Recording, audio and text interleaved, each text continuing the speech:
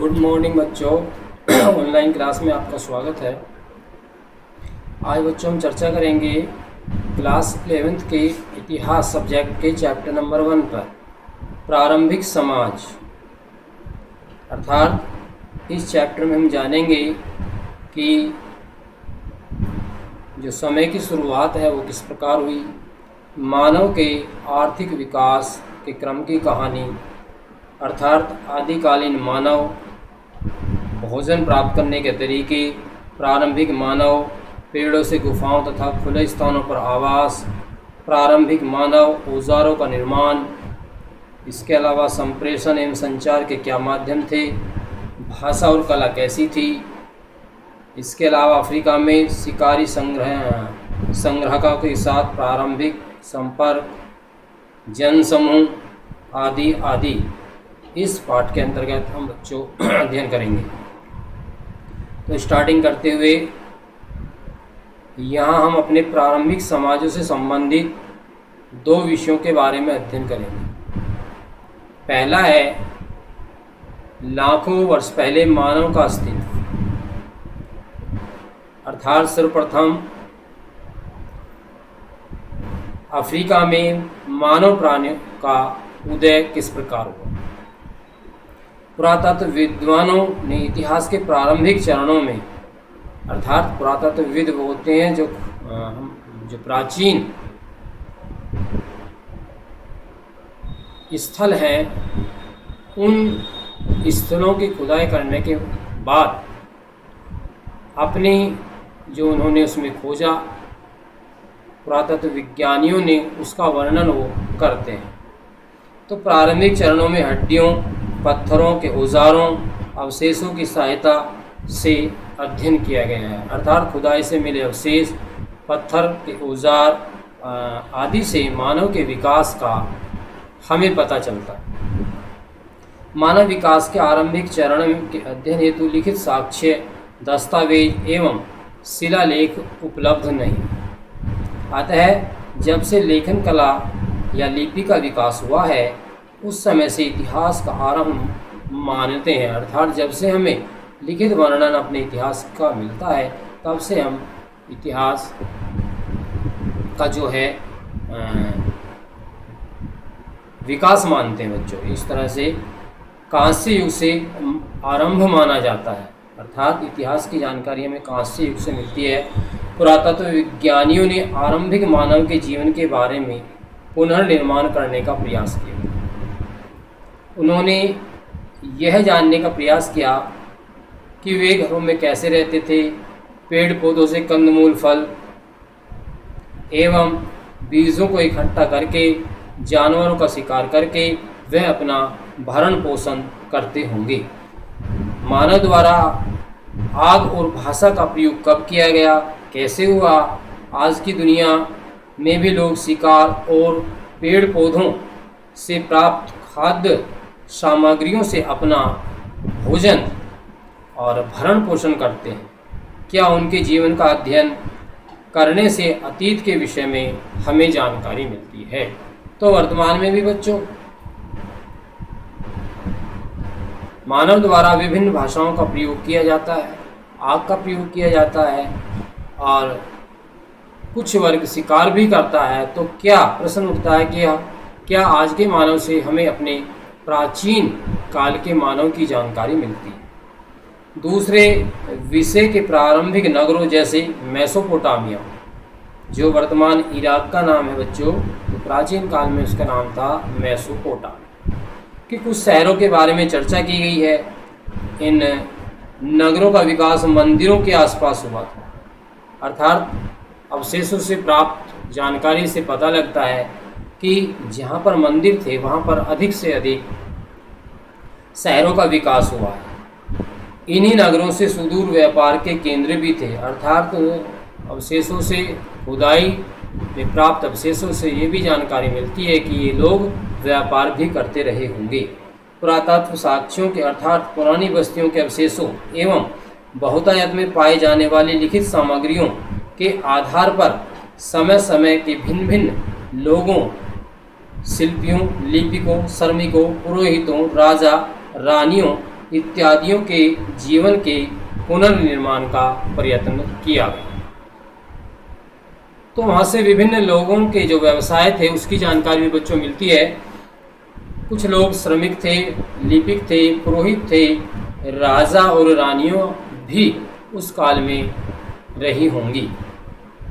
जीवन के पुनर्निर्माण का प्रयत्न किया गया। इनमें से शहरी तथा कस्बों में पशुचारक समुदाय अर्थात जो पशु चराते थे उनका पेशा पशुचालन था, ने अपनी महत्वपूर्ण भूमिका कैसे निभाई थी। ये एक महत्वपूर्ण विचारणीय प्रश्न है।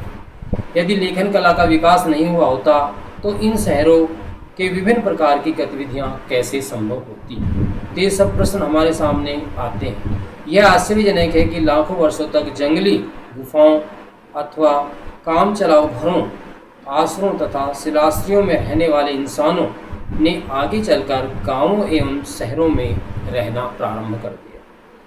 यह एक लंबी कहानी है और ऐसी अनेक घटनाएं जुड़ी हुई हैं जो सर्वप्रथम नगरों की स्थापना से कम 5000 साल पहले की घटनाएं घटित हुई थी।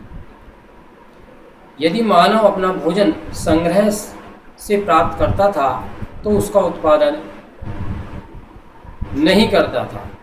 मानव द्वारा भोजन संग्रहण के स्पष्ट साक्ष्य कार्बनीकृत बीज उपलब्ध नहीं है।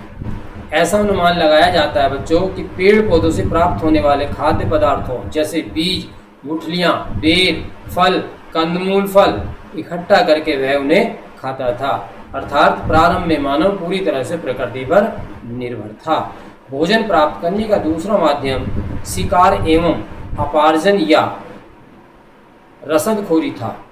आधुनिक विद्वानों का मानना है कि होमिनिड प्रारंभ में अपमार्जन द्वारा ही भोजन किया करते होंगे। बाद में इन लोगों ने शिकार करना प्रारंभ किया।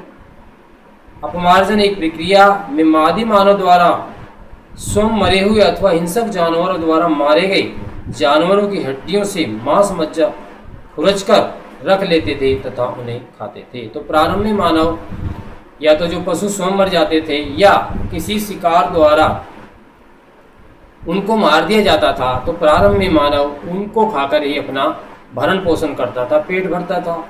यह भी संभव है कि छोटे स्तनपायी जानवरों जैसे चूहे, छछूंदर, पक्षियों, सरीसृपों एवं कीड़ों मकोड़ों को भी पकड़कर वह खा जाता होगा। तो ऐसे भी अनुमान लगाया जाता है बच्चों। मछली भी पकड़कर खाई जाती थी। अनेक पुरातत्व स्थलों से मछली की हड्डियां मिली हैं। तो ज्ञात अवशेषों से जानकारी प्राप्त होती है कि उस समय का मानव, आदि मानव प्रारंभ में मछलियां भी खाता होगा। अगले चरण में बच्चों कला और शिकार का विकास हुआ। अब मानव ने शिकार करना सीख लिया था। इसके लिए उसने विभिन्न प्रकार के हथियार विकसित किए। स्तनपायी जानवरों के शिकार का प्राचीनतम साक्ष्य दक्षिण इंग्लैंड के बॉक्स ग्रोव एवं जर्मनी के सोनी जल से प्राप्त हुआ है। अर्थात उससे जानकारी प्राप्त होती है कि अब मानव ने शिकार करना भी सीख लिया था। इंग्लैंड में जो साक्ष्य मिले हैं 5 लाख वर्ष पूर्व, वे जर्मनी के साक्ष्य से 4 लाख वर्ष पुराना है। 35,000 वर्ष पूर्व के कुछ साक्ष्य यूरोप से भी मिले हैं, जो इस बात की ओर इंगित करते हैं, इशारा करते हैं कि मानव ने योजनाबद्ध तरीके से शिकार करना प्रारंभ कर दिया था। आधुनिक चैक गणराज्य में नदी के किनारे स्थित दोलनी, वेस्तोनाइस इत्यादि मानव का शिकार गह प्रतीत होता है। अर्थात मानव यहाँ पर अधिक से अधिक शिकार करता था। पतझड़ तथा बसंत के दिनों में रेंडियर तथा घोड़ों के झुंड जब नदी पार करते थे तो उनका शिकार किया जाता था। हो सकता है मानव इस बात की जानकारी मौसम विशेष में निश्चित मार्ग द्वारा जानवर नदी पार करते थे, अतः शीघ्रता से उनका शिकार करने की पद्धति विकसित हो गई थी। तो एक समय विशेष में, एक ऋतु विशेष में जब जो जानवर थे एक स्थान से दूसरे स्थान पर जाते थे विचरण करने के लिए, तो मानव के लिए वह उपयुक्त अवसर होता था कि वह उनका शिकार कर सकता था। अत्यंत दूरगामी प्रभाव डालने वाले परिवर्तनों में से एक था धीरे धीरे खानाबदोश जिंदगी को छोड़कर मानव ने खेती करना प्रारंभ कर दिया।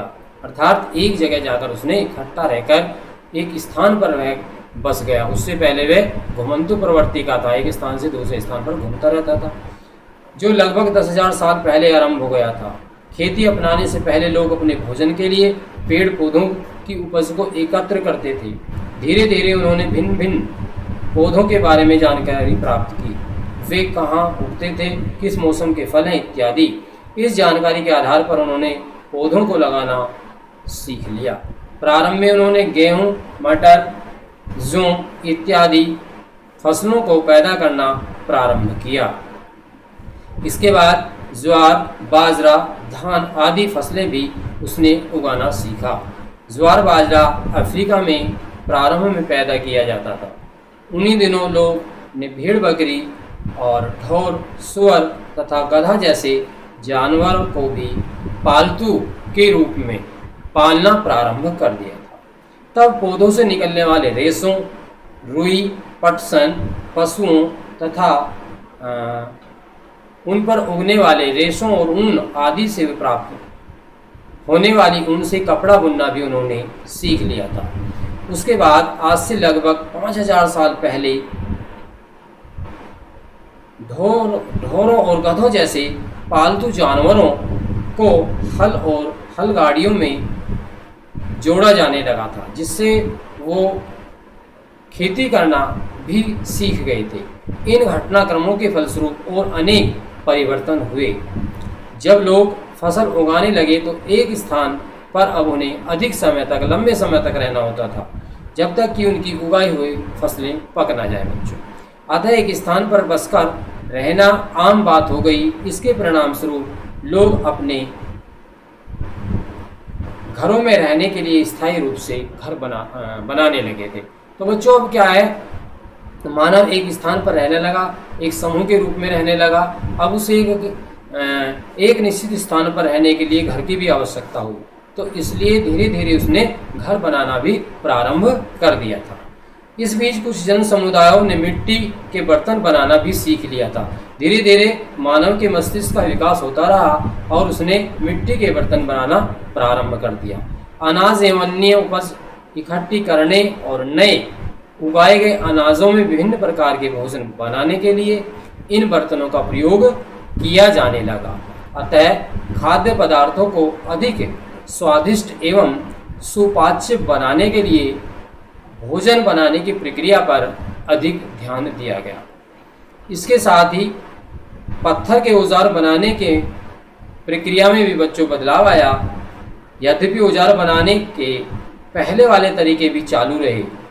अब क्या था, कुछ औजारों को, उपकरणों को उसने क्या किया, घिसाई को विस्तृत प्रक्रिया के द्वारा चिकना और पॉलिशदार बनाना प्रारंभ कर दिया। जो प्रारंभ में खुदरे थे, अब उनको चिकना बनाना भी प्रारंभ मानव ने कर दिया था। अनेक नए उपकरण बनाए गए, जिसमें अनाज की पिसाई और सफाई करने के लिए ओखली, मूसल और पत्थर की कुल्हाड़ी, कशिया तथा फावड़ा, जिसकी जुताई के लिए भूमि साफ की जाती थी, तथा बीज बोने के लिए खुदाई की जाती थी। तो इस प्रकार बच्चों मानव का मस्तिष्क का विकास जैसे जैसे होता रहा, उसने नए नए औजार बनाना प्रारंभ कर दिया। इसके अलावा घर में आने वाली विभिन्न वस्तुओं को जिनको प्रयोग में लाया जाता था, उनको भी उसने बनाना प्रारंभ कर दिया था। कुछ इलाकों में लोग तांबा, टिन, रांगा जैसी धातुओं के खनिजों का उपयोग करना सीख गए। कभी कभी तांबे के खनिजों को इकट्ठा करके उसने खास नीले व हरे रंग की वजह से उनका प्रयोग किया जाने लगा था। इससे आगे चलकर बच्चों मानव ने गहने बनाना सीख लिया और इसके अलावा जो औजार थे वो भी बनाने का, औजार बनाना भी उसने सीख लिया था। दूरस्थ स्थानों पर दूर तक अब उसकी जानकारी बच्चों बढ़ती चली गई। उसने लकड़ी, पत्थर, हीरे, जवाहरात, सीप आदि चीज़ों के बारे में अपनी जानकारी को एक स्थान से दूसरे स्थान पर जाकर प्रचार और प्रसारित भी करना प्रारंभ कर दिया था। इस प्रकार बच्चों व्यापार में धीरे धीरे वृद्धि होती चली गई। गांवों और कस्बों का विकास हुआ, लोगों का आवागमन बढ़ गया, अर्थात वे एक स्थान से दूसरे स्थान पर अब यात्रा करने लगे, जिसके परिणाम स्वरूप छोटे छोटे जन समुदाय के स्थान पर अब बड़े बड़े राज्य विकसित होने लगे, अर्थात अब राज्यों का निर्माण होना भी प्रारंभ हो गया था। यद्यपि ये परिवर्तन बहुत धीमी गति से हुए एवं इस प्रक्रिया को कई हजार वर्ष लग गए, लेकिन जब तक शहर स्थापित हो गए और उनका विकास होना प्रारंभ हो गया।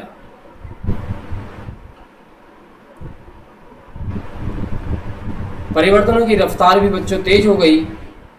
इसके अलावा परिवर्तनों के दूरगामी परिणाम निकले। कुछ विद्वानों ने तो इसको क्रांति कहकर पुकारा है, अर्थात क्रांति का काल कहकर पुकारा है, क्योंकि लोगों के जीवन में वास्तव में इतना अधिक परिवर्तन आ गया था कि उन्हें पहचानना भी मुश्किल हो गया था। तो इससे बच्चों हमें जानकारी मिलती है कि मानव प्रारंभ में जो पूरी तरह से प्रकृति पर निर्भर था, अब उसने व्यापार करना सीख लिया, औजार बनाना प्रारंभ कर दिया। वह एक धीरे धीरे पशुचारक से किसान समुदाय के रूप में विकसित हो गया। अब उसने धीरे धीरे नगर राज्यों को भी विकसित करना प्रारंभ कर दिया। तो बच्चों, इस प्रकार आज हमने जाना कि मानव का प्रारंभिक जीवन कैसा था। उससे आगे जानेंगे कि मानव का विकास क्रम कैसे बढ़ता चला गया। धन्यवाद।